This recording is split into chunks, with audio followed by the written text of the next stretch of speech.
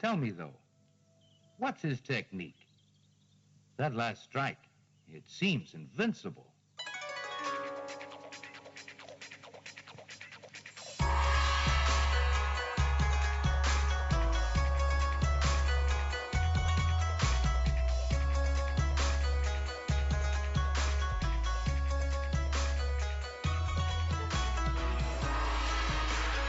Thank you for joining us on the longest podcast title on the planet, the Immortal Iron Fist podcast, The Sons of the Dragon. And if you haven't guessed, this is Karl Stout, and I am being joined by the most fantastic Rebecca Burton. There she is. Hooray! There, who apparently really like to listen to if we go by the numbers of our podcasts. Making all of Connor and I's work look like nothing compared to your Ninjak special. That's because Ninjak rocks, everyone. Ninjak rocks. Apparently. Their Valiant's Gambit really brings them in. Yep. So, we're going to do a double issue one. Connor is not feeling well again. Yes. I'm going to send him some American vitamins. It only cost me $72 to mail them to him. And this double issue will be the end and the beginning, as Rebecca coined it, and I'm totally stealing that. We have Power Man and Iron Fist, issue 15, which is the much rushed wrap-up of the series. Yep. And then we're going to dwell into the awesomeness of Iron Fist issue 2, which I've not heard a single bad word from anyone on the piss party internet of the new series. Everyone is enjoying it. We'll get to that. I actually have, but I disagree with them. What? So, someone I disagree with intensely, so... Rebecca always gets the good dirt. I talk to too many people who despise Marvel and will have something bad to say about anything. So. See, if someone hates an entire company... I don't know why they read it. So, but anyway, they love Power Man and Iron Fist, funnily enough. So it's kind of interesting. All right, so issue 15 on the cover, we have Danny throwing a front kick, Luke behind him with fist ready for a punch, and behind them in the oversized shadowing, we have old school Power Man and Iron Fist with the giant collar, a hint of dragon tattoo, which, to be completely honest, in the entire 15-issue run, other than another flashback image like this one, we never saw Danny with the dragon on his chest, which is just odd. Yeah.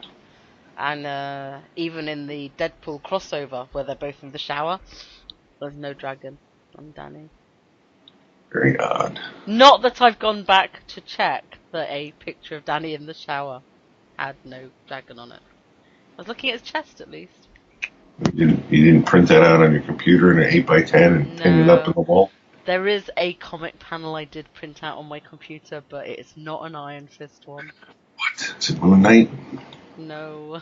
Is it Ragman? Have you read Ragman yet? I read a issue and then I got distracted by Valiant.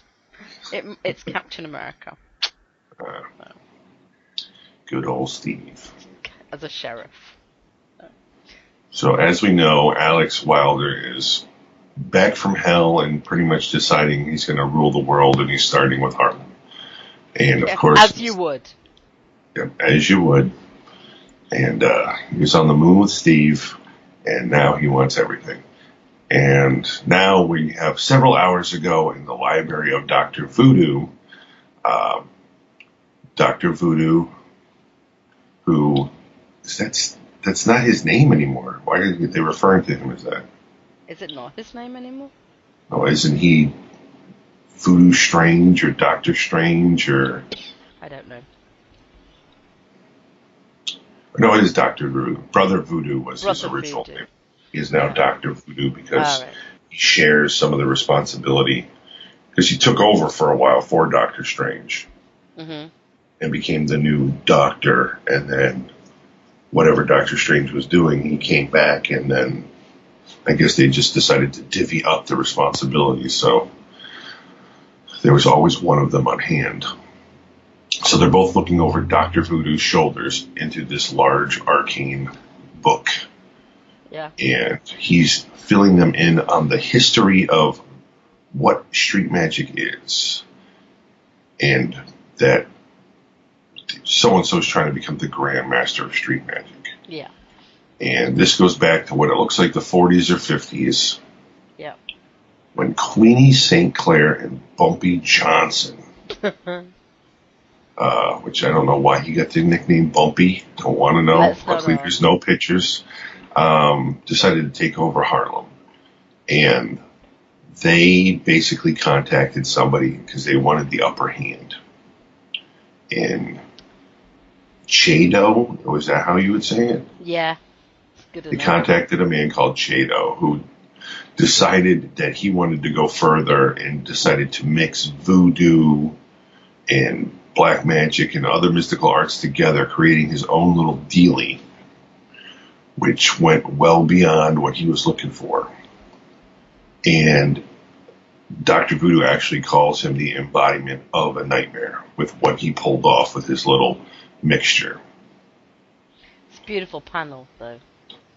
Yeah, there's one with him freaking out, and we've got like a voodoo guy from New Orleans, and what looks like some mystical woman with a sword, and some other bald-headed, demon-looking guy, Nosferatu-esque. Yeah. It's just, it all goes from like oranges and yellows to blue and purple, so it's quite dramatic.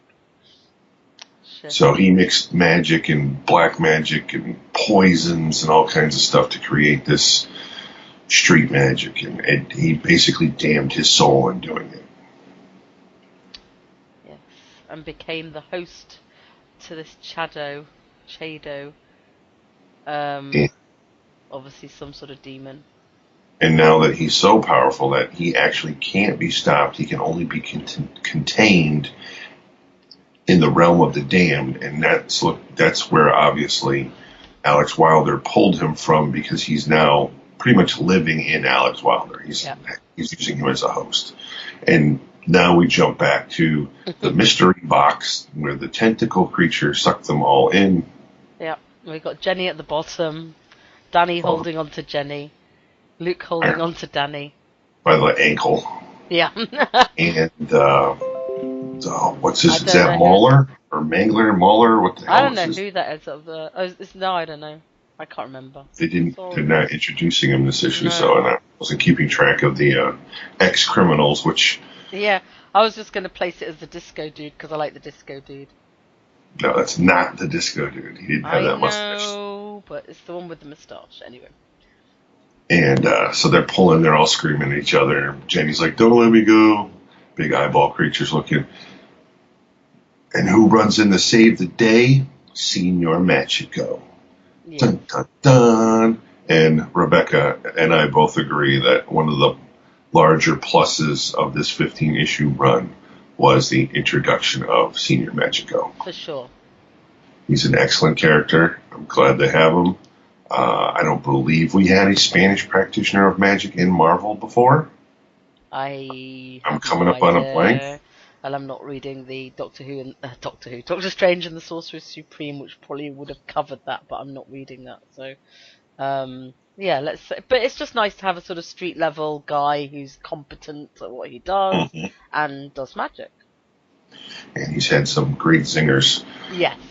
And he busts in, throws his hand into the open box, and throws out a blast from his palm, which hits the tentacle around Jenny's leg, shattering it into pieces, allowing them all to be pulled up. And for some reason, there's a potential crotch shot right there that you love that he didn't screw up. I know. It's amazing. Yet, in not screwing up the thighs and crotch, he decided to give a one-piece suit 2 pieces. Yeah. Because Danny's belly's hanging out. I quite like that. I think it should be a 2-piece. I've always thought of it as a tracksuit, so I quite like it like that. So they pull everyone out of the box. Yeah. And Luke goes on his I hate magic tirade. Yeah, why not? And, of course, as soon as Danny says, we got it all under control, the box explodes in the center of the room. Tentacles flying everywhere. And maybe not. Senior Magico goes into action. Traps them, zaps Looking, them, and traps them. looking surprisingly in that panel like David Walker with hair. He really does. That panel right there is 100% David Walker's face. Yeah. And if you don't know what David Walker looks like, he's very visible on Twitter and Facebook. And I don't know, you might not like him as much after going to those pages and reading a bunch of stuff that he posts. He has anger. So Senior Magico seals up the box again, tells Luke it's over. Luke wants to believe him, but then he hears, "But you're wrong, dead wrong, right, Alex?" And into the room storms Black Mariah. With and Alex with his little Wow. face in his chest, tummy Yes. area. His demon abs. Demon abs. It's better than Marvel abs. And now he goes, "Death is too good for them." And he's already now addressing the creature in his chest as the name we just found out from Dr. Voodoo, Shadow. And I got something special planned for all of you. And Shadow, you ain't known the half of it, boy. Brilliant. Oh, I love Senior Magico. Senior Magico basically says, "Stand back this time. I am prepared for his foul magic." And Jenny's like pleading to Mariah to cut the crap out. And, Mariah's not playing. She's like, "No, it's too late." And if you honestly think about it, Black Mariah had a lot more to do with all of this hot mess than she's honestly getting credit for. She's been like the instigator since episode 1. She got Jenny into it. Even with the past flashbacks, a lot of it's her. Uh-huh.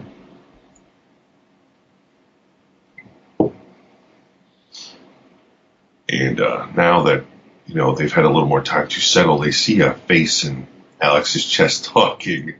Yeah. And Luke is like, "What the F is that?" He doesn't even use a food reference. Yeah, he doesn't do a fiddle faddle. It's a full-on covered-up swear word. Yeah, nice. Good one, Luke. And Senior Magico fills him in that's the Grandmaster of Street Magic. And the, I want to say Mauler or Mangler, whatever his name is, "Am I the only one freaking out?" And then Alex goes full-on demon crazy. Full on. Like, his arm looks almost animalistic. It starts to have claws and looks a bit werewolfy there. His eyes and the eyes of Shadow go red, and it looks a bit like a tree in his tummy now, because he's got a bit like, Urgh. Yes, it definitely cool. looks and like his glasses smash, and it's great. So he goes full-on demon, and of course Danny charges right in with both fists blazing. Yeah. And as all this is going on, outside the Heroes for Hire headquarters rolls up a big, large Cadillac.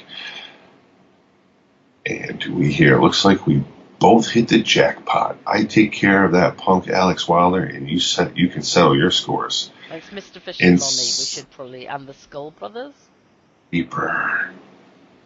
The Reaper Brothers. The Reaper Brothers, whatever. Look, I'm clearly not good at names. Who, started off strong as a great comic relief and then kind of vanished into the background, just showing up in back of panels. Yeah. I really would have liked to seen them used better. Yeah. And I believe David Walker also is the creator of those two. I don't believe they were in anything else before. I don't remember seeing them, no. So Lonnie is arming Mr. Fish, who's back in full fish regalia. Yeah. I really don't remember enough of his origin on what he actually had done to himself other than cosmetic surgery, because he's got some weird either breathing or water apparatus pumped into his mouth, and I don't remember what that was for. I only remember him from I've got lots of panels of Victor Alvarez taking him on, and then Danny taking him on, and them all joking about it. And he's in Luke Cage. He's in the original Power Man run. So everything's been like a reference back to that I've ever seen. It's like, nobody takes on, or whatever. Nobody does this to Mr. Fish, and they all make the same joke. So it was always a nice little flashback to see it. But I know very little about him. I actually have a friend who really likes him, but I haven't asked. So I should probably ask a bit more about Mr. Fish. Yeah, most of the people that David Walker introduced, I believe, were in the first 25 issues of Power Man. Yeah, he's really gone back there. And as he's arming up, wanting to get his revenge, Luke Cage comes flying out the side of the building. And they're delighted. From what appears to be the second floor, and falls into the street. And First floor if you're British. Really? Yeah, we start on ground, you start on first. Not in every building. But in many. But it's always referred to as the first floor for some reason. Yeah. See, we always have ground floor. So. And he fires the rocket from the rocket launcher that Lonnie just gave him. It apparently hits him dead on and sends him flying further down the road. Yeah, and with that they both boom right in the middle of this double page spread. And they have a good chuckle. Yeah, they're loving it. And they reload with more equipment out of Lonnie's trunk and head inside. And inside there's a full-on battle. Now, apparently, he sent him back into the house because that's convenient. Right.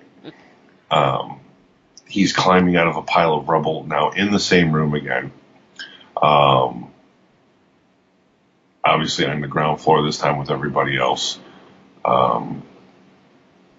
I don't think Black Mariah could look bigger in this picture. She looks like two beanbag chairs in the background. Yeah, I actually thought it was furniture. You're right. That's kind of weird. Anyway, so Senor Magico's taking on Alex with a big sort of magic display. Danny's kind of flying in, but he doesn't have his chi up. Jenny's being helped up by whoever. Let's just call him Mauler. Mauler. Luke's going, I think there's some trouble. And then we get a shot of the wonderful tentacle box again is slightly cracked open in the corner. Yeah.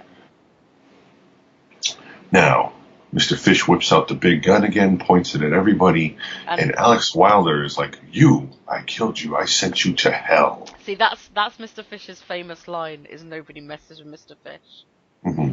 And Senior Magico. That's the one they're all like always mocking and going, I think they do. Senior Magico has a great line here. It's like, he has a rocket launcher. And his line is, I'm back now, and he fires a rocket at him. And this is amazing. Alex dishes and one to the left. Senior Magico jumps to the right. Danny just fires up chi, slaps the frickin' rocket. Kaboom. Now, Danny's unaffected. I guess the concussion of the blast must knock Senior Magico out, because he's out. Yeah. For some unknown reason, we don't know what happened to her, but Black Mariah is like now crawling on the floor, complaining about her head. And Alex now jumps from where I don't know down upon Mr. Fish and starts whooping on him. Yep. And Luke Cage has his wonderful run-in with Lonnie. Yeah. Now, Lonnie's like, this is for all the problems you've caused me. Apparently he's not whispering because his word bubble is... The font's slightly grey rather than black. True. So, compared to Luke, I would imagine probably yelling a little bit. Yeah. And in the second panel, even though it doesn't look like it, and that's not how you hold a gun to your ear, he apparently is shooting at Luke because you can see what appears to be bullet hits across his arm and the top of his head. Yeah, they're definitely bullets. Yeah, weird, because it doesn't look like he's shooting, but... No, not at all. But he's like, gonna shut you down before everybody gets killed. Mm-hmm. First things first, I'll keep Tombstone from shooting everyone. And then we go to... Danny has apparently either kicked or kicked, what do you think? Kick Alex in the back or punched him in the back of the head? What's your call? I think he's jumping. I think he's kicked him. Great panel. It is a great panel. Love this panel. Yeah. Good action shot, good detail. Time went into this panel, which I can't say for every panel done by Mr. Green. And then, since we're in the action shot pose, we go to Luke punching Tombstone in the head, making a horrible face. Yeah. And he's just like, this is getting old, Tombstone. I've been beating on you so much, I'm worried your ugly's going to rub off on my fists. I mean, great 2 panels there. Great wise-ass comment. And then we go to Mr. Fish, like, scurrying for another gun, looking worse for wear. Like his underwear's been pulled up way too high. And Danny in the background about to drop a chi punch on Alex Wild's face. But unfortunately, Alex has other plans. Yeah, and I like that he's sort of saying, Alex, you got to be better than that. But Shadow's like, no fighting, Shadow boy. And then the next thing is like Danny sort of nursing his wounds, Mr. Fish, I guess, getting ready to shoot, and Luke tackling Alex, calling him Frankenstein, which is pretty cool. But then the next panel is, this one isn't quite, I don't know, this one, Luke looks very strange in this panel to me. I mean, Alex is getting a full-on punch on his cheek, but it looks like he's broken his neck. And Luke's smashing Alex in the face. I don't know, there's just something weird about the proportions, but it's a good action shot. Yep. The whole Rocky Balboa punch for punch scene with Chado yelling, "Don't put your hands on me," from his stomach. Yeah. And now Mr. Fish has now reloaded and he's had it. You're all dead. And Mauler is trying to get Jenny out of the building because neither of them have any type of protection. Not that Black Mariah does either, but she's thick enough to probably at least slow the bullets down from hitting any internal organs. She also got herself into this, is the difference. Now, I can't remember. Does she technically have any type of powers? Because I don't remember her having any. Wasn't she going like blow for blow with Luke Cage back in the old days, and he was like punching her into cars? I just thought, maybe. I don't think she's powered though. I don't know. She might be like Kingpin power. Yeah, but her and like Mr. Fish is pretty much going on for her, calling her a heifer again. She's calling him an ugly ass freak. And then Jenny comes and tackles Mr. Fish. And that doesn't do well for her, because he sends her flying with a punch to the face. With his "don't mess with Mr. Fish" line again. So, in case you didn't know that was his little phrase, you will by the end of this issue. And then Mauler comes in with, "I'm fixing to do more than mess with you, Fish. Real men don't hit women." And he totally football tackles Mr. Fish and pretty much knocks the spit out of him. Yeah. And now Alex is back up, mumbling about, "You think you can crush Chado? Say goodbye to your souls." And Luke's going, "I hate this magic fiddle faddle." And Danny's like, "I know." And he's like, "I don't think you do." I think he does. I think we all know. You say it every 3 pages. Yeah. And as he's getting ready, the tentacle demon again, the Daemonium. Yeah. Apparently is the tentacle creature's name. "No, release me. I ain't going back to that hell." And as the tentacles are wrapping around Alex's body, Chado is removing himself, Freddy Krueger style. Yeah, and you see very much Alex's skin change colour from kind of greenish back to his normal. And his eyes go from red to yellow. Yeah.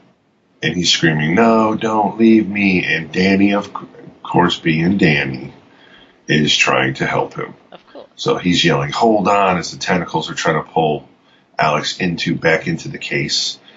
And the eel, snake, whatever, worm, Chado looking centipede thing is like, "You will be my new host to Luke Cage, and he's like, I'm too pretty to host someone as ugly as you. And Senior Magico is now waking up from being cold-cocked by the concussion of the rockets. And Danny's trying his best, and now the tentacles are actually starting to wrap around Danny. He's like, I've got you. I don't want to go back to hell. And Shadow's like, give yourself over to me.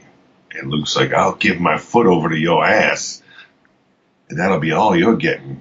Senor Magico's proper up now. Zapping from his hands.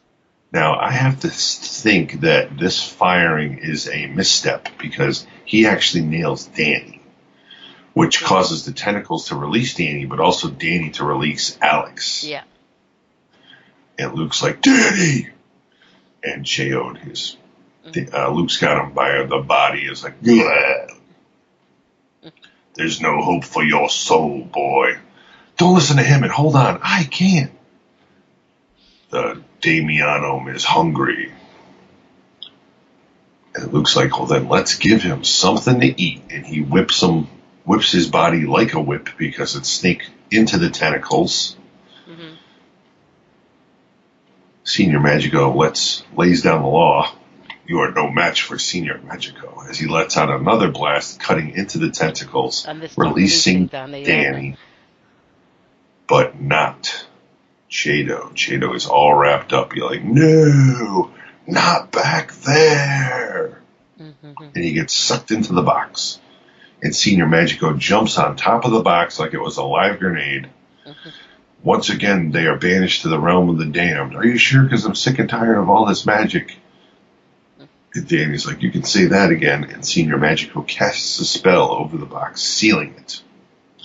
Now, I don't know how this happened because we didn't see it happen.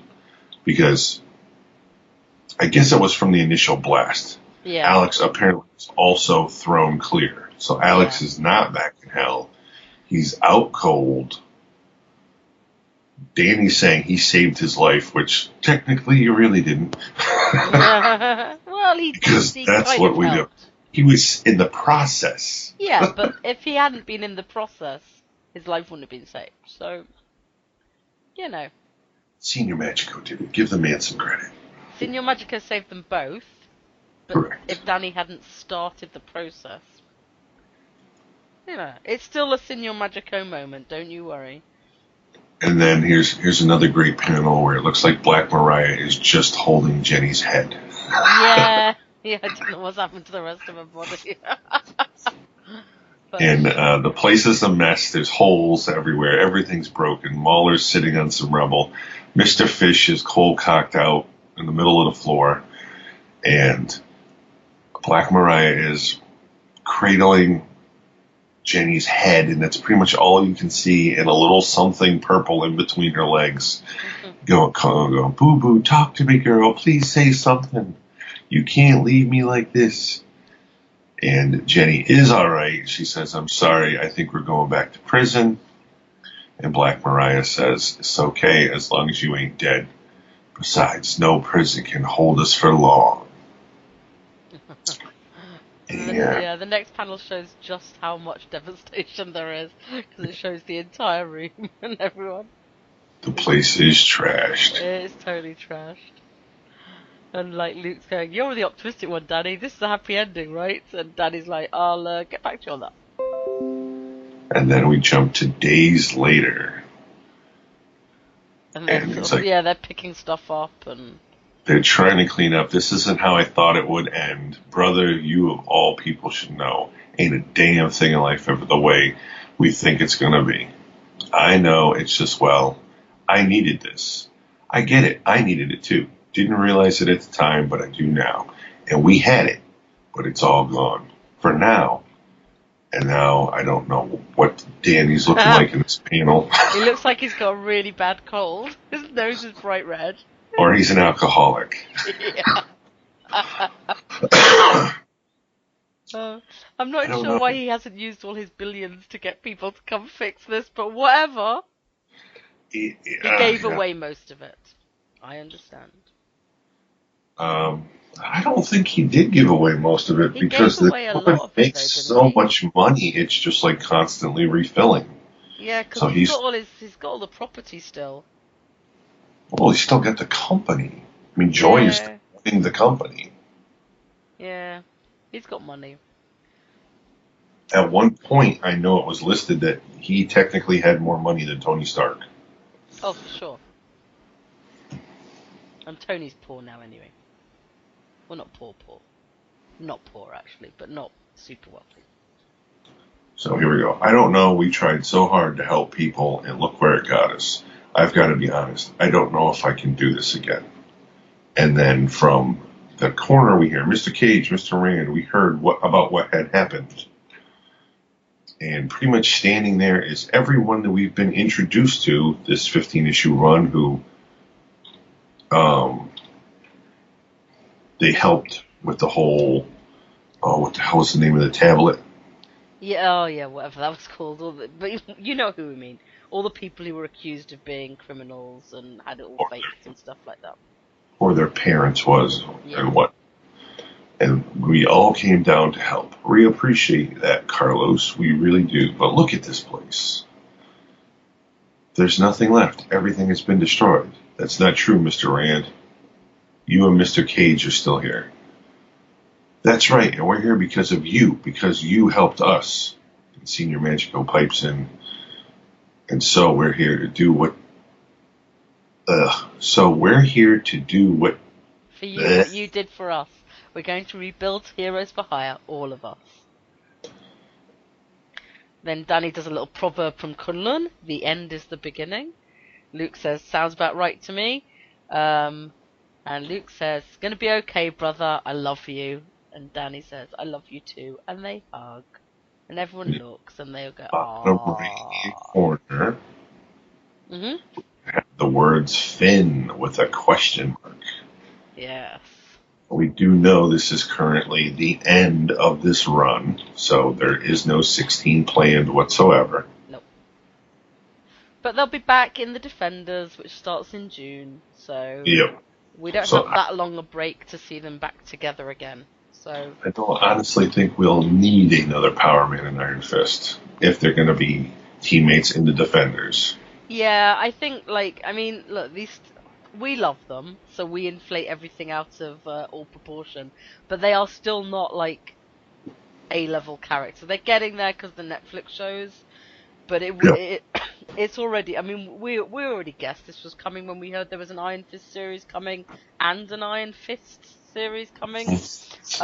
We kind of knew that, like, how many comics can Iron Fist really be in?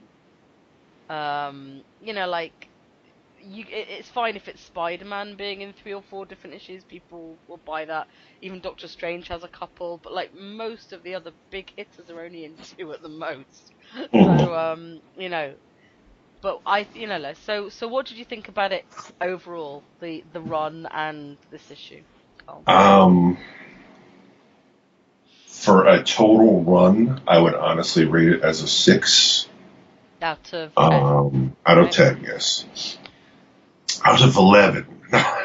I'm just asking about 8. No, I'm just.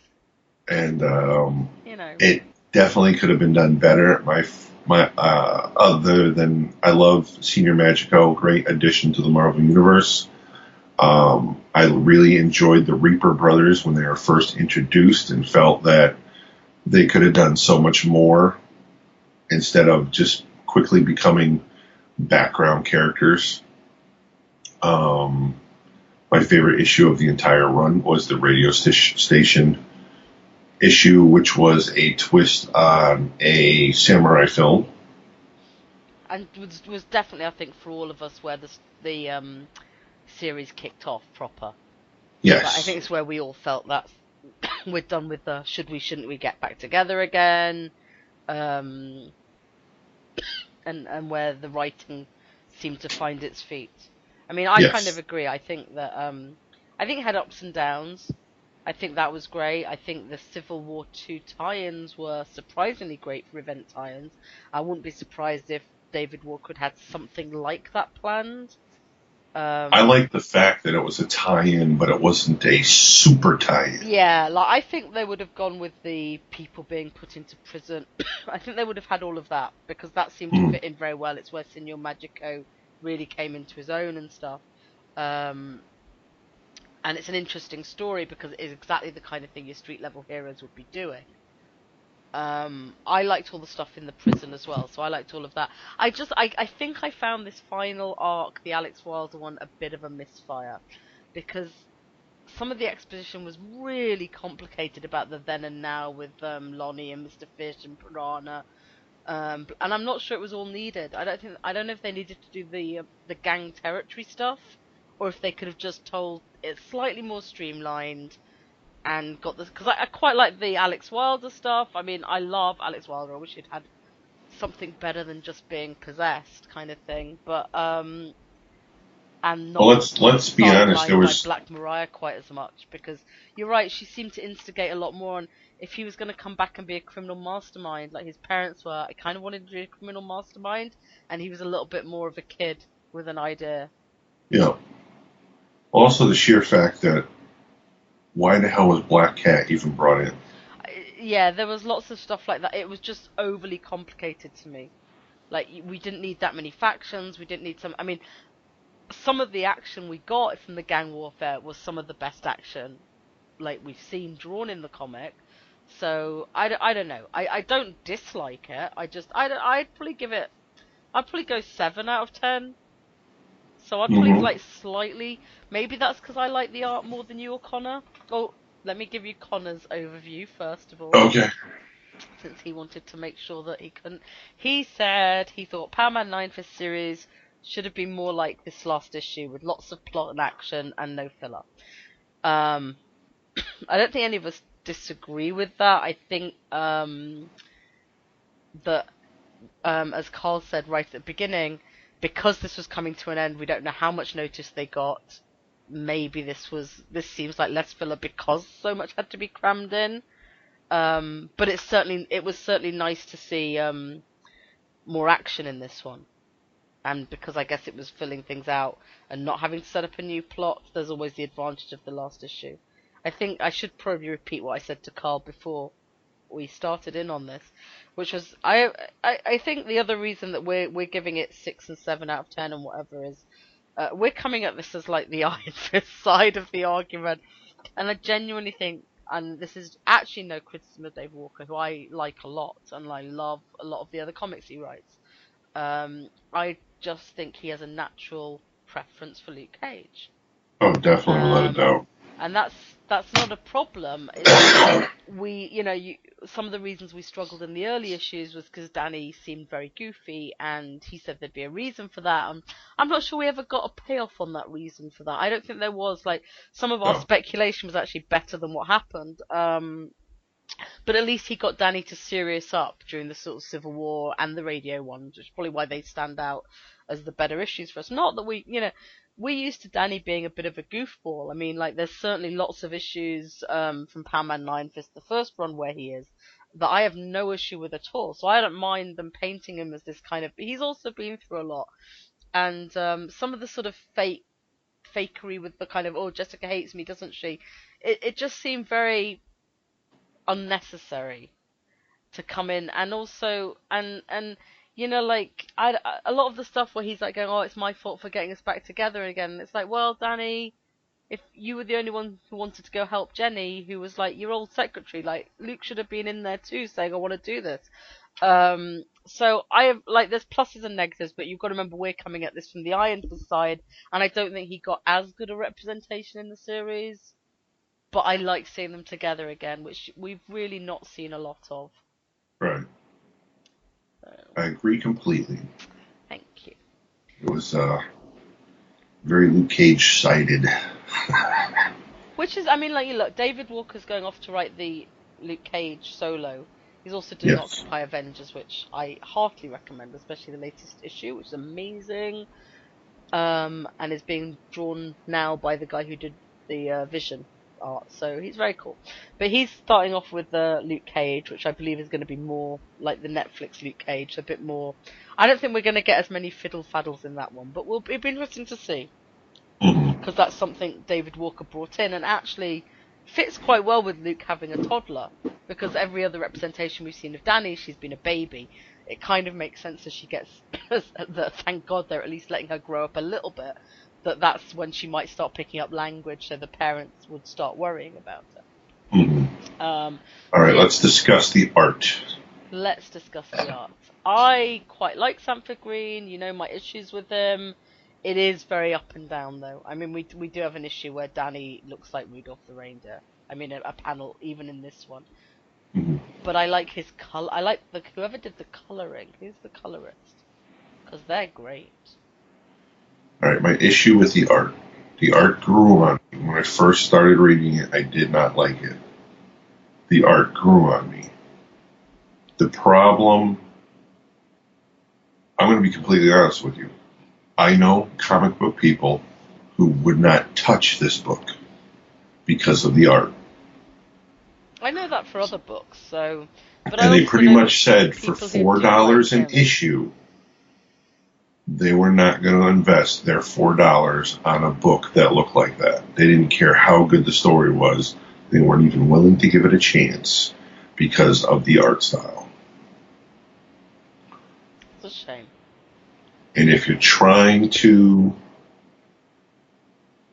get into, you're basically trying to restart a classic book. Yeah. I don't know if Sanford Green was the right choice to launch this. No, but I think they work quite well together. It's Lee Luffridge is the color artist. I give him all the props throughout the entire series. From all his color choices, I think have been really on point. Yes. Never had an issue with those especially when he does the flashbacks to the past and I like Sam. Is it Sam? Who does the layouts? Would that be Sanford Green? That should also be Sanford. Yeah. Okay. So I do like that. I like some of the panel splits he does, and just again throughout the series, I've been quite impressed with that. The art really is something you either like or don't. I've got a friend who hates it. Couldn't read his Secret Wars Runaways because of it. Like I said, I'm kind of 7 out of 10 on it. It wouldn't put me off buying it, but it doesn't make me excited to buy. Like, I wouldn't buy it because of Sanford Green. Whereas when we talk about the next one, this is an artist I'd buy anything he did. Do I think it suits Power Man Iron Fist? I think maybe it suits the way this one was written, and it's slightly more cartoony. Some of the writing, but yeah, he wouldn't have been my first choice. Oh, and just as a little side note, I love the annual. Yes. The annual was pure fun. Although Danny was really drawn very strangely in that annual. But any book that has Damon Hellstrom in, it gets a little heart from me. Little heart eyes. Damon Hellstrom. What can we say? Like the bad boys sometimes. You can't get badder than the son of Satan. Well, very true. Satan, but let's not go there. Yeah, so I don't know, thumbs up for some of it. You now know our thoughts on the entire thing. There we go. And now Iron Fist issue 2. Now we're still calling this the beginning because let's be honest, there wasn't a lot of meat in issue 1. It was a very good setup for this one though. And I'll get this out of the way now. The person I know who really didn't like it, well, not so much really didn't like it, they just said it was a bore fest. I don't think they got past issue 1, and that is an issue for Marvel. Because, they have a good team on Iron Fist now. But when you put out a boring first issue that's all set up, and, obviously, disclaimers here, obviously I liked it, but it was all set up. Like I said in the last podcast, I think 1 and 2 should have just been combined as an oversized issue for $6 or something. They really should have, and people still would have bought it.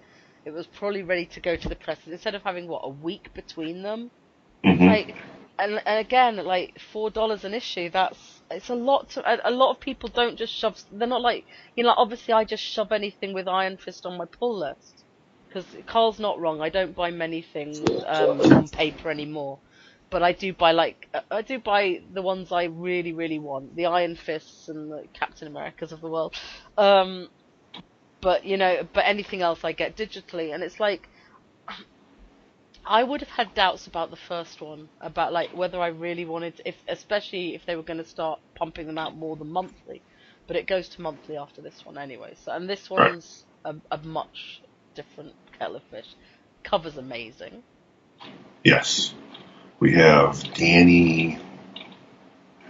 I'm going to say it's mainly a reflection in what, I don't know if it's supposed to be blood or water, because there is blood around his feet. I guess ice, because I think he's standing on snow, but maybe just water. Yeah, I don't know. I don't know either. A roughed up Danny with his hands wrapped all bloody around the knuckles and face is standing there with I don't know if you'd call that a silhouette or not. But it's a silhouette, but not in the colours you'd normally see a silhouette, I guess. A fully chi-charged Iron Fist with the collar. It's beautiful. And it's just gorgeous. I don't want to know what that cover's going to sell for. Yeah, it's like you don't even need the variants. I know they've been pumping out variants with everything. You don't even need variants. The main cover's amazing. And that's Jeff Deckel did this cover. Yeah.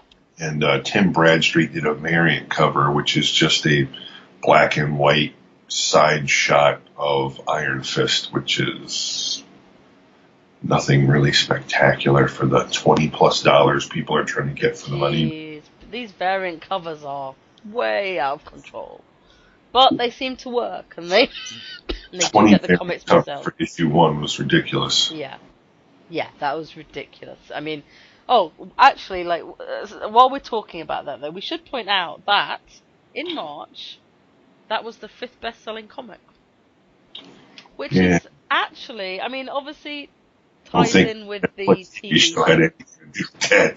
Well, it ties in with the TV show. It ties in with the number of variant covers, because anytime they have a number 1 and anytime they have that many variant covers, it bumps up the sales. But actually, it's still really good for a character like Iron Fist. So, it's clearly not going to get that many sales going forward, but it's pretty noticeable because there were other number 1s that month that didn't jump up into that high. So we should celebrate it a little bit. It means a lot. It's a little bit of a worry given that the issue was a little bit filler, but whatever. It's good news. All right, and we have the introduction page, which is pretty much what happened last issue, which if you've listened, which I hope you all have, Danny is having issues reconnecting with his chi.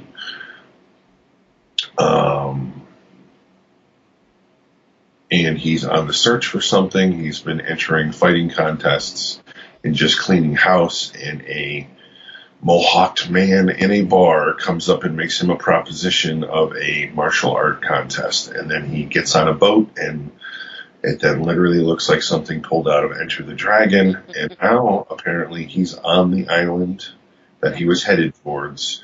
There's going to be flashbacks, so we'll find out more in a couple pages. Yeah. And we get Ed Brisson writing, Mike Perkins drawing, Andy Choi color, Travis Lanham letterer, and we've gone through the colours. I'm not doing all the editors, and that's That's fine. Yeah, they're the same as usual. Buy the issue, you can read it yourself. Yeah. So, first panel, Danny's taking one to the face. Gotta love it. Straight in with the action. Mother Grizzly Strike in a big red box as we hear a devastating crunch as blood is flying from Danny's mouth. Someone's lost a tooth there. And we hear, I always knew that one day I would lose the title of Iron Fist. And now we have Danny hunched over in the water, spitting out blood, and a Dave Bautista Namor gauntlet-wearing bald man with tattoos on his head, with water swirling around him magically, is saying, if you're the Kunlun champion, then it's no surprise the city is no more than rubble. And then Danny's saying that I would go back to being Danny Rand, just Danny Rand. I don't even know what that is. And then he gets kicked, and the water kind of follows him, and he's like, whoa, head over. Front kick is, he's twisted in half, flipping over. Great shot there. Yeah, it's beautiful. Great anatomy, and even though he's a twisted mess, it looks realistic. Yep. And then we get the Trial of the Seven Masters Part 2. All right, now I have to bring something up here. Yep. I don't think this is going to be a series. I think this is also another mini. Yeah. I think that's the reason why Iron Fists with an S has been pushed back further. I 100% agree. Even though Karl has already stated that I think they're finishing up issue 4 already. Yeah, he definitely has. So I think Marvel kind of realizes that more than one Iron Fist book is just going to hurt sales. So I think this will be the Trial of Seven Masters, and that will be it. Yeah. And then we will then be introduced to the Iron Fists.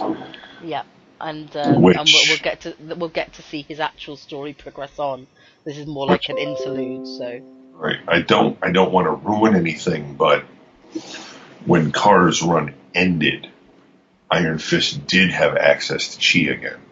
I thought so. I got a bit confused about that when I was listening. And so now we're having trouble. Now, if Karl just, which I'm sure he did, not knowing this was even going to happen, started writing Iron Fists, Danny is already, using chi and training. Yeah. It's Pi, right? I think I call it Pei, but Pei. Yeah. Training Pei to use her chi. Yeah. Which technically, if you think about it, if you go back to reading the Immortal Iron Fists, the more people in the Iron Fist pool, the weaker you are. Yeah. So he's actually going to be a little bit depowered because Pei's in there. I'm gonna take it as a hand wave that after what happened in the last series, he's maybe just not as in touch with his chi right now. He still has it, but right. And so I think this is basically going to be a cool martial art, Bruce Lee-esque way of him getting in touch with chi or other people's chi, apparently. We'll get into that in a minute. And recharging himself, and then we'll jump right into Iron Fist where he will have powers again. But I'll take it because we're going to get to it obviously, but looks like it's going to be a good ride. Yeah. So we get the Trial of the Seven Masters, and now Namor-esque here is delivering crunching elbow to the other side of Danny's face. And it's interspersed with the credits again. Okay. That there would be another Iron Fist after me, just as there were several before me. And there's a whole fight scene going on here, but as Namor is pulling on his do-rag, I'm not ready for it to be over. Not yet. And now it looks like he's trying to drown. And like the original run, whenever there's some head trauma, it triggers a flashback. Yeah. So now we're at a little flashback to earlier today. So apparently Danny goes to the Isle of Wonder Woman. It's not just her. How would you pronounce this one? I'm pronouncing it Lucy, but I told you why, because I have a friend who said they wanted the last issue to be called I Love Lucy. That's horrible. It's horrible. Horrible and amazing at the same time, right? All right, so she says, "Welcome to Lucy or Lai-Shi," and she calls him Daniel Kai, and she is Patience. I need a little patience. Anyways, we are very honored to have you here on our island. Welcome to Fantasy Island. Where's Tattoo? And he's not there. Taking part in our competition. I was totally disappointed that they didn't throw in her saying, "You have our gratitude," which is yet another Enter the Dragon reference. But I can always hope for future issues. Exactly. And here we have Danny looking awfully rough with one giant left hand. See, this is what gets me. Is this artist is so good, and then there's panels like this. Is that supposed to be his hand? Yes. Oh, that's bad. Yes. Yeah. Almost looks like there's cactus sticking out of his pocket. I haven't agreed to anything yet. Cho Sheen here has been very light on the details, and I'm not in the best mindset when I agreed to come here. He was drunk. I recognize someone who's been trained in the ways of Kunlun, and this island, it looks like a shrine to it. So who are you people, really? What is it you want from me? We're friends, I assure you, liar. And come, the rest of the council is waiting, and we will be able to answer your questions. And I don't know what's going on in the background there. No, there's just The like some massage kids crew and... or what? I don't know, there's just some people there randomly. But then they go into the council, I guess, which is like a giant tree stump, it looks like. It's a giant tree stump with a giant piece of glass tabletop over it with a candle in the center. We have 6 chairs surrounding it. It's a little bit Knights of the Round Table. Yes, very. And they said, we're familiar with Kunlun, and our histories are not that different. We, all of us, come from a great Kung Fu tradition trying to reestablish something that we lost long ago. Like Kunlun, we are dedicated to the perfection of Kung Fu. Yet we've been missing one thing, legitimacy. We are hoping that through this trial of the 7 masters, you can help bring some legitimacy to what we've built here. And that's some bald-headed old guy talking right now.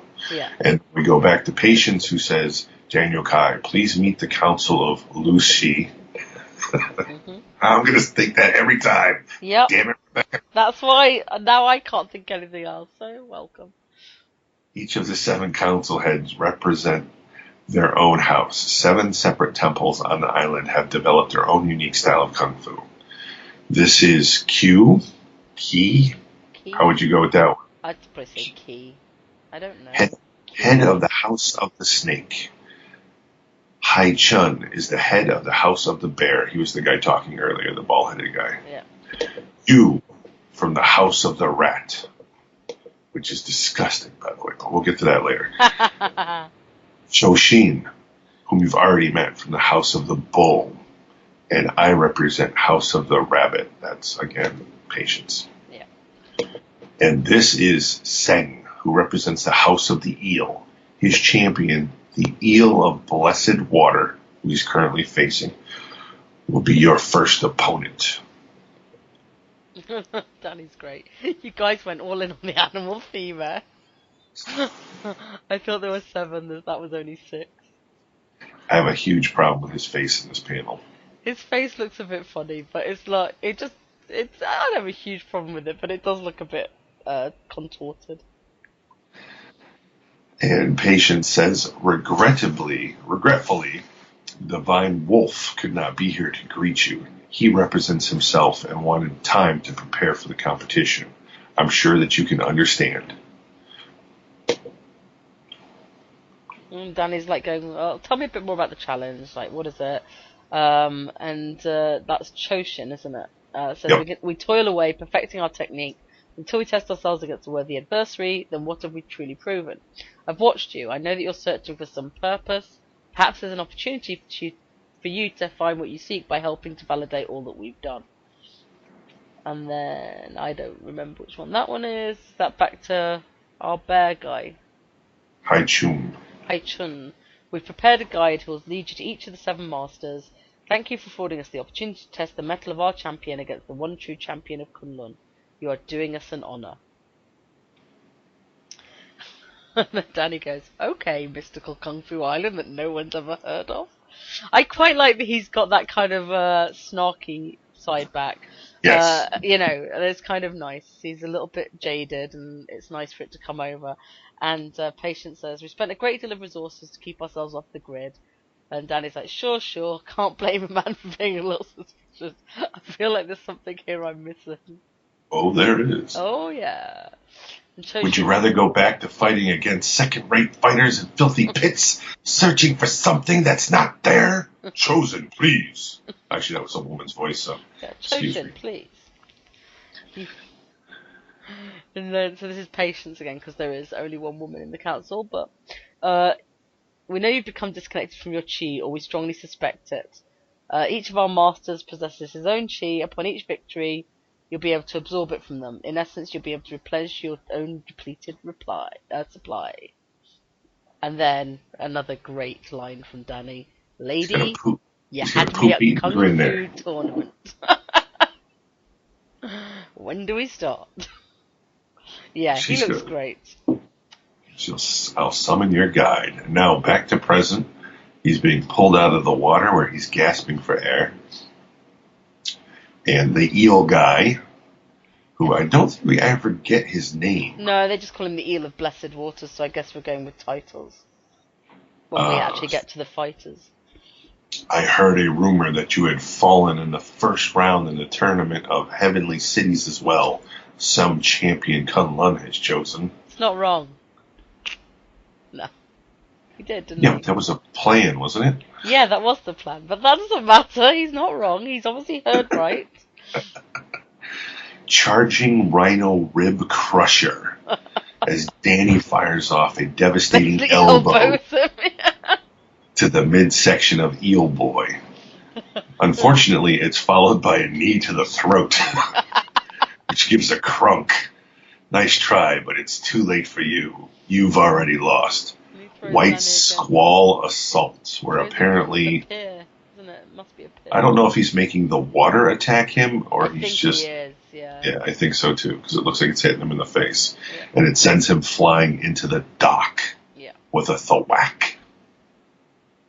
And now he's charging his fist with blue energy. Yeah, that's cool. I had hoped for a challenge, but perhaps I've asked for too much from a fraud. And we have the electric eel strike as he's yelling "Arg!" and Danny gets out of the way.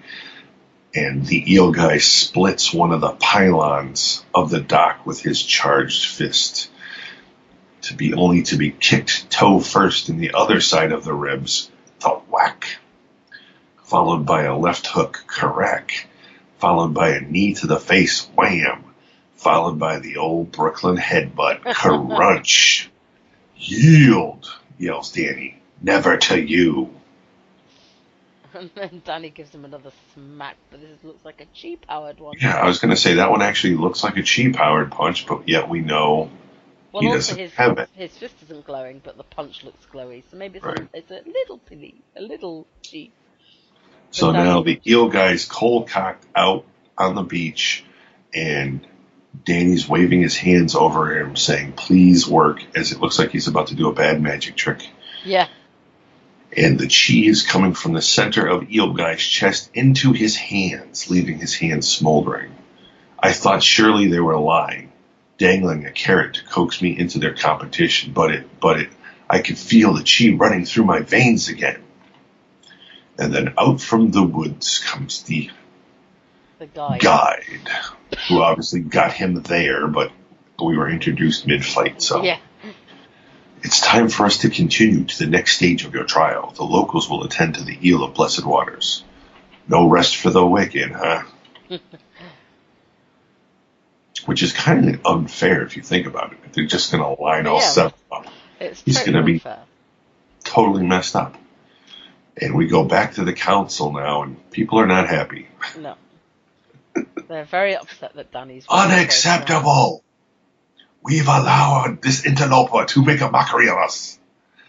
Saying, please show some more decorum. We knew that this would be a difficult battle.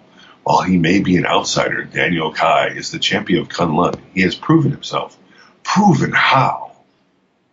We are on that, which makes no sense to me, because if they know of Kunlun, they know he had to face the frickin' dragon. That's how he improved himself. We're all aware of the internal politics and corrupt UT. Ooh, look at that. They apparently know a lot. Yeah. And not his skill that gave him his station. Well... So I want to say now, are they saying that the only reason why Danny got it is because of favor from UT, who was corrupt? Yeah. And in the beginning, we knew UT was actually trying to kill Danny. So was that his master plan? Was this what actually kill him and get rid of him, but it backfired? We know too much. Yeah, he should never have been allowed to compete in the Trial of Seven Masters. But then, I'm guessing, we get a nice hooded figure who looks... He looks really cool. This I'm is, and guessing in he's the, the wolf guy. yeah, in the wide shot, he's huge compared to everybody there. Yeah, He is the Darth Vader at the table. he is, but oh my god, when we close up on him, beautiful. And he comes in and tells us to stop whining. If this Iron Fist is truly not worthy, then how is it he defeated your champion? So that's obviously the eel guy. He's getting a What does it stink say eye. about you That's, and that your is a, temple, saying? it's an entire panel of stink eye right Yeah, there. he's getting very upset. This should be in the dictionary. This panel right here should be in the dictionary next to the word stink eye. Right there. Seng says, easy for you to say, Wolf, you face him last. After all our masters have broken him, weakened him for you. And like Wolf comes straight forward and starts hand round Seng's throat. And you can see he's got a little eel logo on him. Yep. That's pretty cool. And he lets out a gag. Yeah. And then Wolf says, you believe that facing the Iron Fist last after he's defeated the other 6 and absorbed their chi is easier, then you understand the stakes of this challenge less than I'd previously thought, and kind of throws him to the ground with a thwomp. He says, even if this Iron Fist is illegitimate, he has proven that he is a capable opponent. He should not be underestimated. For those who are too sure of themselves are destined to fall at the hands of those with something to prove. Alright, here's my question for you. Go on. Is it the right hand that Steel Serpent's missing? Right, you see, I've had this thought as well. And I can't remember. That one, when he was introduced, I'm like, oh, that could be totally could be Steel Serpent. Yeah. I'm thinking, even if it isn't, it's someone. This is someone manipulating the situation. For sure. Oh, no, I was going to say, it could be one of the other immortal weapons, but I don't think it can. Yeah, I don't think it would need. I don't think they'd need to be. Anyway, but it would be a cool way of getting someone back. So now we have Patience. Patience again. Need I remind you that we are all after the same outcome. We made a promise to ourselves and to our people to be better than Kunlun and not fall victim to the corruption that befell them and not allow infighting to tear us apart. So obviously, it's sounding like these people actually left Kunlun. From the information they've already dropped in this little comment, I'm thinking that they are from Kunlun or other parts of the other 7 cities. Yeah. And they just wanted to leave the bull BS of what was going on there. Obviously, that proves its point right here, where you have a female martial art master. Yeah. Which was not allowed in Kunlun, was allowed in some of the other cities, but not Kunlun. Yeah. The tournament is the trial of the 7 masters, allows us to prove that the past century of sacrifice, they highlighted the word century there. Yeah, so we know they're kind of new within immortal cities, but that's still a long time. The century of sacrifice and work isn't for naught. If after one loss, after the tournament has barely begun, we find ourselves at each other's throats, how can we claim to be better? How can we say that we're united? We cannot let our individual egos get in the way of our greater goal. Seng's loss is our loss. When one of us does win, the victory should be shared by all. And then we have Chosen here with his little bull logo. Yeah, nice. Patience is correct. Daniel Rand will not leave this island. Whether it takes one master or all 7, he will see defeat. So we have some badness going on here. We are too strong and too well trained for there to be any other outcome. And when he does, the master will absorb the chi of Shao Lo, the undying, and we shall have a champion of the 7 heavenly cities amongst our ranks. We will be on the path to replacing Kunlun as the 7th heavenly city. And it will be as we have planned. They all yell to Lu Shi. He makes the flame in the middle of the temple do the Shu Lao symbol, yes. Which is pretty cool. And they're all like, yeah! Is it the Shu Lao symbol or is it the Iron Fist Shu logo? that I just posted on the Facebook page. I haven't looked at that yet. Oh, you haven't seen that? Which, the fake one? Yeah. The black winged sandals. Yeah, no, I did see that one. When you said just posted, I thought you meant like now, like while we were talking. So. No, I have another post I prepared that I will drop later today to show I was correct in something I brought up earlier. Oh, I have a feeling I know what it is and you're wrong. Nope, I am not wrong. I know you don't know what it is, so Okay, cool. Anyway, now we go back to the lush, jungly type part of the island, and Danny and his guide. And he's like, do you have a name? Or I just call you Guide? And he goes, my name is Hark. Pleasure to meet you, Hark. You can call me Danny. And I was like, likewise. Are you a student of Kung Fu as well? Yes, I belong to House of Eel. That was our champion you just defeated. Danny's like, oops, sorry. And the guy, and Hark's like, you fought well, you deserve to win. For the Rat of 12 Plagues, you'll have to fight harder. So that's the next title we've got. He's going to fight the Rat Hero. He's called the Rat of 12 Plagues. You have to fight harder and smarter. And Danny's like, of 12 plagues, really? Couldn't it be the Rat of Great Fortune or the Rat of Good Tidings? Then Hark's like, the Rat of 12 Plagues is neither of those things. Did we gather? Now, this is a nasty origin right here. Yes. Shall I do it, or you want to... Run with it. We're going to First of all, the artwork is fantastic. Yeah, it's black and white and grayscale and absolutely gorgeous. So we've got 6 horizontal narrow panels, and the lettering kind of follows, so you know which way to go. So here we go with the nasty origin. When the Rat of 12 Plagues was only a child, his village was raided by a group who sought to run us off the island. The men put up a fight, but the island was still young. They were fishermen who'd only begun to learn the ways of Kung Fu. There were no matches for muskets and swords. For 2 days and 2 nights the invaders slaughtered every man, woman and child, all save one. The child survived on what he could. He was too young to know it was a sin to eat the flesh of another. All he knew was that he needed to survive. As it always does, death brought disease. Rather than succumb to disease, the child became one with it, learned to use it as another weapon in his arsenal. None but you would venture near the village. Those who did never returned. You taught the boy Kung Fu. And then we go back to Hark, and it's back in colour again.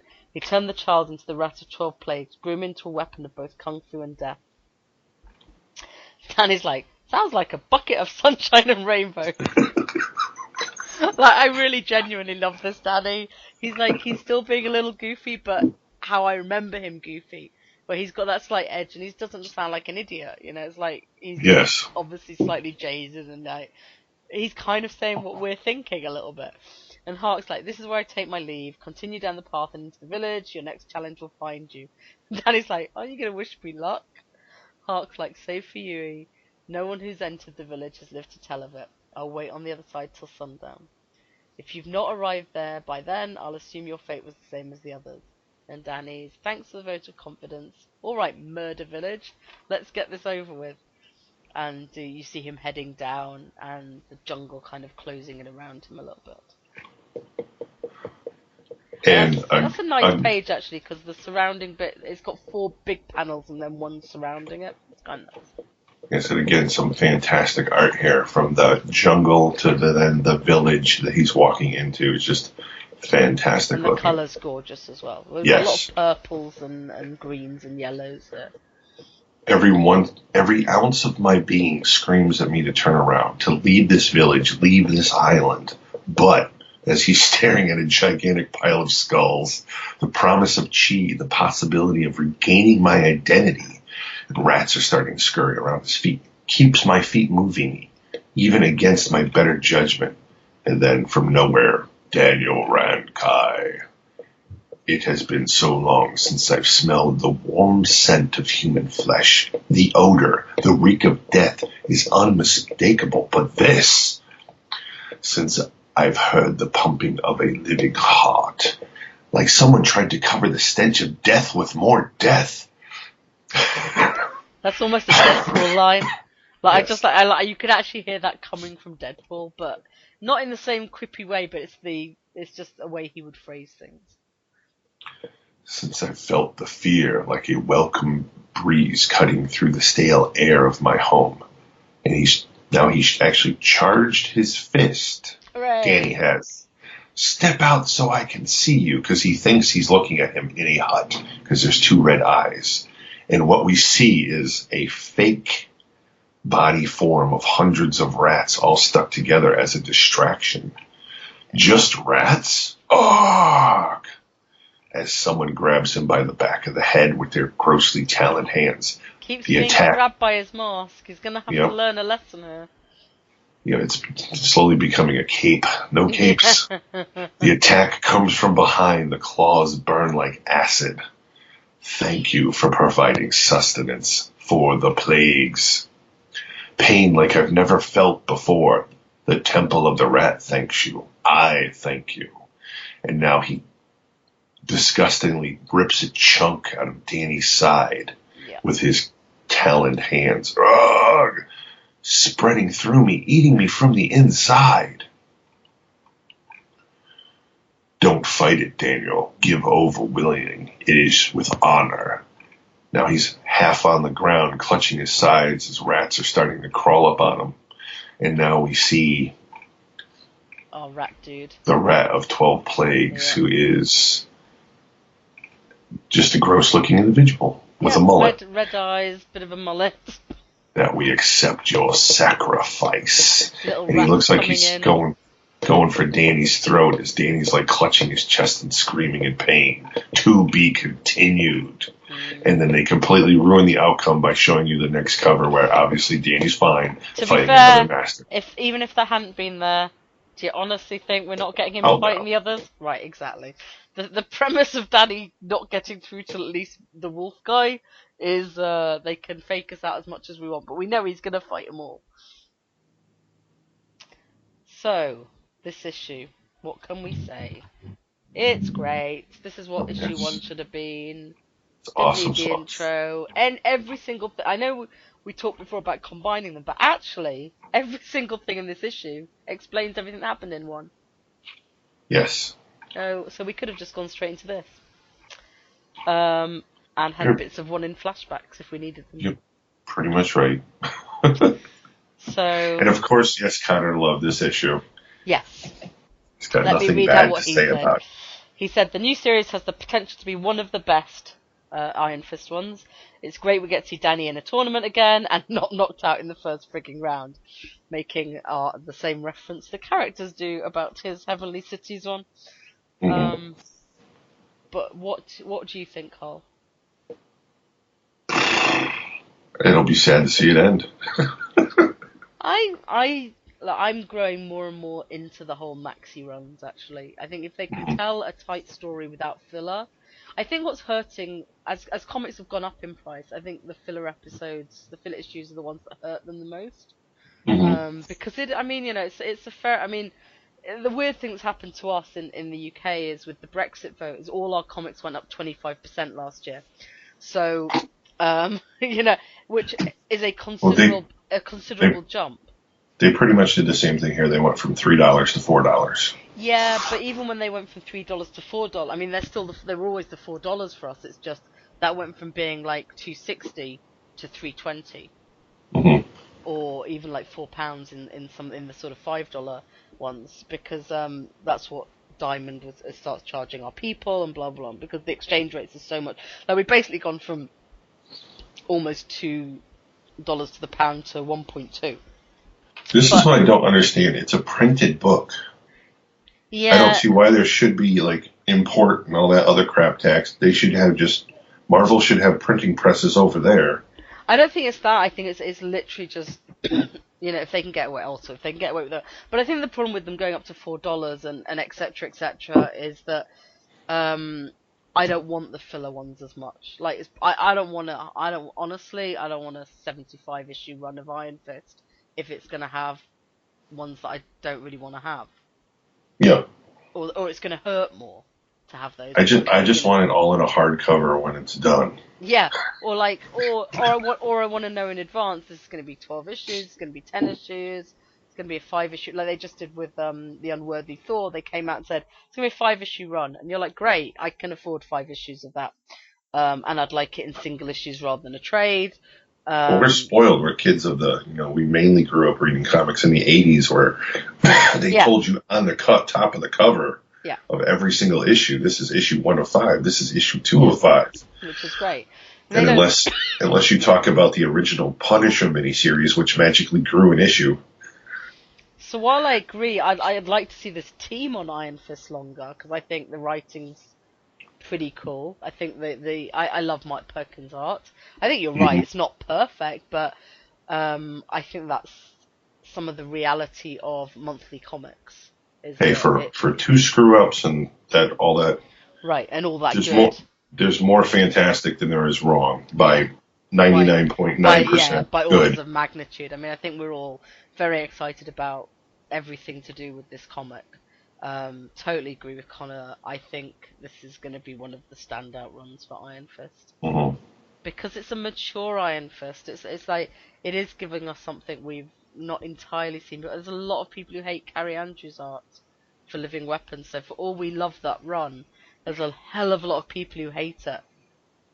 Carrie Andrews, though, there's so much in his toolkit for art, though. I agree. I 100% agree. But I know people who will not read that comic. If people look into his stuff, that man can paint like photographs. His cover images, his covers and variant covers are just especially for the Star Wars things he did. Yeah, he just did a Darth Maul one, which is jaw dropping. Yeah, they're amazing. And I think it's oils, it's airbrush, it's colored pencils. He uses every medium out there to make one piece of art. It's actually going to be very interesting to see what Iron Fist is like because he's not on the art. So and with his Iron Fist run, he actually pulled that entire book off. Oh yeah, lettering everything, which is incredible. On his tablet. Yeah.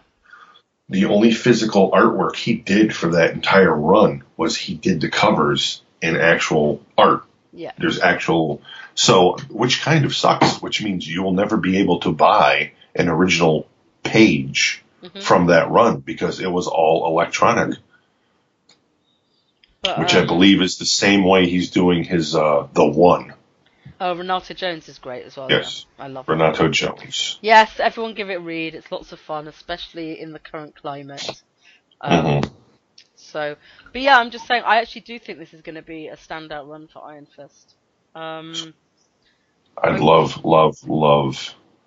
a hardcover version of this with a old school, making it look like an ancient book. Yeah, that would be cool. Where it doesn't have a paper slip cover. It's engraved leather or embossed leather. You keep hoping for that, Karl. Yes. Well, I also would like the 12 issues of Cars book in hardcover. I don't understand why that didn't happen. I don't know. But, yeah, I think it will be limited, but I think that's going to help keep it tight. So, I don't know, I always seem to come across as the sort of optimist about all these things. So I don't know, I think there's lots of good sides to knowing exactly how much money you're getting in for when you start, and knowing how many trades, if you trade by, same thing, it's that this at most will be 2 trades, probably be 1. Depends. Yeah, it's only Valiant, I think, that only do 4 issues a trade. Marvel tends to do 5 to 7. So it may just be 1. I don't know. They may go to 10 issues because if you count the first issue as a sort of, we don't know how much outro there's going to be. Obviously, there's 7 masters to fight. We don't know what's going to happen after that. But the wolf guy could be 3 issues. Right. I can't see it going over 10. But I think there's something good about that if it means that the whole team's... if they stay with the same team throughout, they don't have to bring in cover artists because things get behind schedule, then I'm all for this. I think I did have to sort of mention to someone they might not want to read this because of the rats. Because they are... I mean, I love rats. I used to have pet rats. It doesn't bother me at all. So did I. Luckily none of the masters are masters of the spider, so I should be alright with all the animals we got mentioned. but I do know people who don't like horror comics, and obviously this fight's not going to last that long. Well, maybe it'll last the whole of next issue. I can't see it going past an issue. But I did not sort of with say, the cover. yeah, I did sort of say you might want to like not look at the sort of Rat Man. But it's, obviously, we all love it. We all think it's fantastic. Yeah. We can't wait till issue 3. Anyone who says it's terrible only read the first issue, and even that wasn't terrible. So, who do you think the next one he's fighting is? Talking of which. Oh crap! I closed it down, so I don't know what the other masters are. The one with the arms tied up or no arms. I don't think he has arms. I don't think he does either, but he's doing that flying kick. So what masters do we have left? Obviously, it's not the bull, rabbit. No, he just did eel, and now he's with rat. All right, let me go and have no, a it's not bull. Let me go it's back not to the wolf. introduction. It's certainly not wolf. It's not rabbit. All right, let me go back to them. Snake. Could be there snake. You go. Yeah, it's snake. There's snake, bear, bull, rabbit, and wolf. Are the ones we've got left. Yeah, that's definitely snake. So that's cool. And is he a double amputee? I think he is. I think so, but I don't understand why he also has the rope around his chest. So I think there's a slight.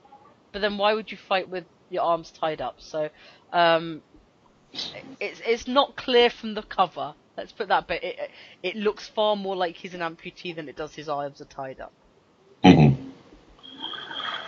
All right, thank you, people, for listening and it's another long one. They'll definitely get shorter now because we'll only be doing one issue of the comics at a time. But they didn't, it seemed silly to do one last week that covered issue 2 and not save it for this one. But take care. Thank you for listening. Thank you for joining us. And as always, remember what the monk asked the New York hot dog vendor. Can you make me one with everything? But Oh, dad jokes. And now Connor will read off all the Lego mumbo jumbo. Yep. Bye-bye. Bye.